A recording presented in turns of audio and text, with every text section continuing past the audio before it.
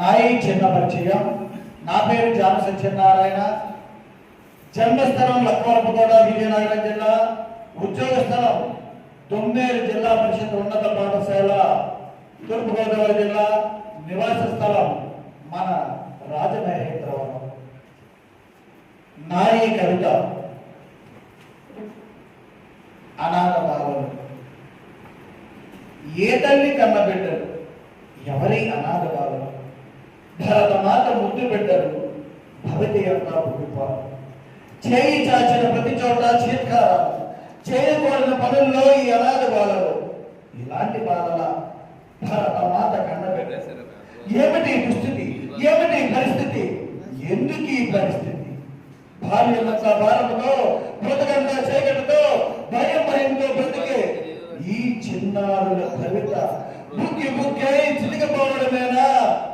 చెత్త కుప్పలలో తిరిగి పడవలసిందేనా? పాలకవుల వేగంలో పడిపోవలసిందేనా?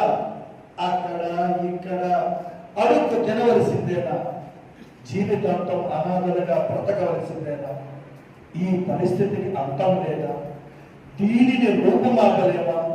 అనాథ బాలల పరిస్థితిని చక్కబెట్టలేమా? వారి అభ్యున్నతికి మనం పాటుపడలేమా? పాటుపడదాం, పరిస్థితిని మారుద్దాం, పరిశ్రమిద్దాం, అనాథ రహిత భారతను నిర్మిద్దాం మీ అందరి సహకారంతో. ధన్యవాదాలు.